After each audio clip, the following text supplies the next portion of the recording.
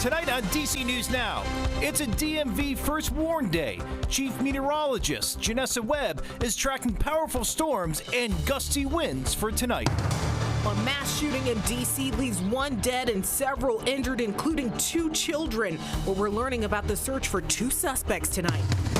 Honoring Montgomery County police officers. The emotional day from those who saved one of their own. Then there's only a few days left to file your taxes, what you need to know before time runs out. Plus, making parenthood easier. We're really focused on helping DMV families save money. How 2 local women are helping families across the DMV. You're watching the station covering all of the DMV. This is DC News Now.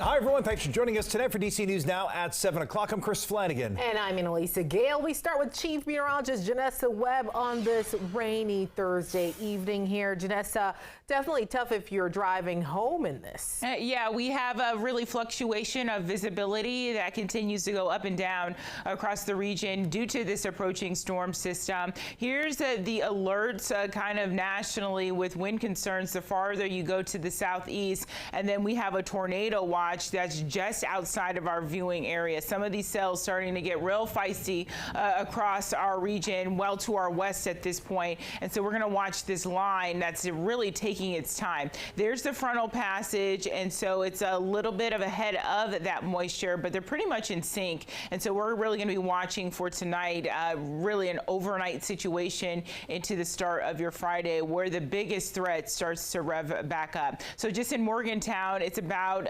really very close to areas like Kaiser, Cumberland. They are under that tornado watch. So I'm watching very closely if the National Weather Service is going to issue that. Just outside of Roanoke, they just issued that tornado watch. And so we're kind of wedged between the storm system. Isolated stray showers right now making its way into the DC metro area, but hour by hour, really things start to get going 9, 10, 11 o'clock for tonight. And that's why we'll continue to have this DMV First Warn Day. Temperatures will continue to be into the 60s. Season, so that's really going to help really any storms pop across the region. I'll have you our full 7-day forecast and the timing of this storm coming up. All right, Janessa, thank you. Well, developing now, D.C. police are still searching for 2 men who they say opened fire on a crowd in Northeast last night. A man died and 5 others were injured, including a 9-year-old and a 12-year-old. D.C. News Now's Leonard N. Fleming is in the Carver-Langston neighborhood with the latest. This community is still shaken after last night's mass shooting. Police are searching for 2 suspects who opened fire right here, right next to that pole there. And the neighborhood people tell me they are scared for their safety. Police say 29-year-old Aubrey McLeod of Largo, Maryland, was shot and killed. DC News Now spoke briefly by phone to his father, who says the family is still reeling from his death. Horry Mack Jr., who lives in the area, says crime is overwhelming the city. It's the whole city. It's outrageous, and it's the times that we live in. It's not because of our government to a certain degree. It's about conditioning and morals and values and principles, and we got to save the kids. Police are looking for this car on your screen. This car is a light blue Toyota sedan, dark tints, black rims. The car was last seen heading eastbound on Maryland Avenue. DC police are offering a $25,000 reward for the arrest and conviction of any of the suspects involved in this case. Reporting from Northeast DC, Leonard N. Fleming, DC News Now, back to you. All right, Leonard, thank you. And staying in the district now, 3 teens have been arrested in connection to a robbery in Southeast. Police say a teen boy and 2 girls approached a victim in the 2000 block of Martin Luther King Jr. Avenue in the Anacostia neighborhood. They say they then pushed the victim to the ground, stole items. The teens charged are between 14 and 16 years old. Meanwhile, in Virginia, Governor Glenn Youngkin rewriting bills that would have established Virginians' right to contraception. That includes condoms, IUDs, and birth control. Youngkin's new proposal says that it shall be the public policy of the Commonwealth that individuals possess the right to access contraception. Problem, according to Democrats, is that unlike the version that passed the General Assembly, Youngkin's bill does not include a way for the law to be enforced. Youngkin telling her sister station in Richmond he removed that provision because he believes it could require doctors to prescribe contraception.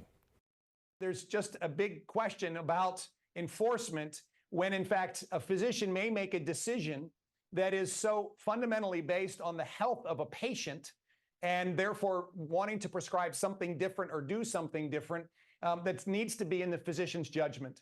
Yeah, but the bill's author says that is simply not true. Meanwhile, in Maryland, the search is on tonight for a man accused of trying to kidnap a little girl in Gaithersburg. DC News Now's Kevon Dupree shows us who police are looking for. I'm here at the Cider Mill Apartments where Montgomery County Police say on March 10th, a man attempted to abduct a 10-year-old girl. Police are still searching for that suspect. It's awful. I'm sorry. Neighbors living in the Cider Mill Apartments reacting today after learning of an attempted kidnapping last month in their community. They are now calling for an increased presence of law enforcement. I'd like for there to be more security, Maria Argueta says, particularly people of good faith, security that are honest and protect the city. Montgomery County Police released this composite sketch of the suspect, a 25 to 35-year-old man, a light complexion, a thin build, and a tattoo on the left side of his face. Julie Forrest has lived in the complex for 13 years. Forrest says a lot of her neighbors have young children, so hearing this news makes her worried. I mean, that's the most important thing when you're moving into a new neighborhood is it safe for your kids? The question some neighbors now have, when will safety improve? Well, the last thing you want to worry about is violence when coming home, especially after working difficult jobs like housekeeping. Anyone with information regarding this attempted abduction is encouraged to contact Montgomery County Police.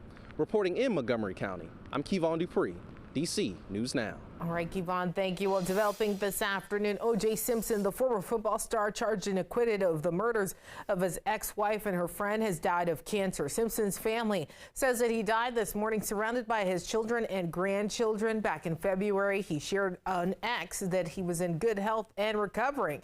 In what would be known as the trial of the century in 1994, Simpson was cleared of criminal charges of murder against his ex-wife Nicole Brown Simpson and her friend Ron Goldman. Simpson was later found liable for those charges, but in a civil suit. We'll have a deeper look at his legacy in sports and inside the courtroom coming up in the next half hour. All new tonight, the Montgomery County Police Department honoring officers who saved the life of one of their own. Sergeant Patrick Kep's legs were amputated after he was hit by a driver on 270 back in October. DC News Now's Randy Bass has been following the story from the beginning and has more from today's ceremony. Yes, emotions ran high during that ceremony today. Sergeant Kep was there in his uniform, seeing all of the officers who came to his aid that day for the very first time since that terrifying October morning. Nearly 6 months after the crash, Sergeant Patrick Kep standing tall on two prosthetic legs next to the men and women who came to his aid. Saved my life, putting those tourniquets on my legs and being there with me to fly out to shock trauma and all that. I'm so grateful to be standing and be walking in here and able to be up there on the stage with them for all that they did for me. These officers rushing to help after he made a radio call, others tracking down the suspect who hit him going 110 miles an hour down I-270. Police Chief Marcus Jones praising their quick life-saving work today. It is my honor to honor Officer Matthew Dorr, Officer Julian Martinez, Officer Nicole Seymour, and Officer Diane Burks. And it is also my honor to honor Officer Andre Smith. Some of those officers staying by Sergeant Kep's side in his recovery at Walter Reed Medical Center. People like Andre, Officer Smith is always there with me at PT and OT, and so is Officer Seymour. And they're just great people. Pushing through 4 hours of physical and occupational therapy every day. Hard work so he can get back on the road. There's no reason that I won't be back at work full time, doing exactly what I was doing. I'll be back on the road, locking up impaired drivers, doing teaching in the classroom, and just trying to keep our roadways safe again. Yeah, a whole lot of love and support in that room. In Montgomery County today, several dozen other officers were also honored for their bravery and life-saving efforts during that ceremony today. In the newsroom, I'm Randy Bass, DC News Now.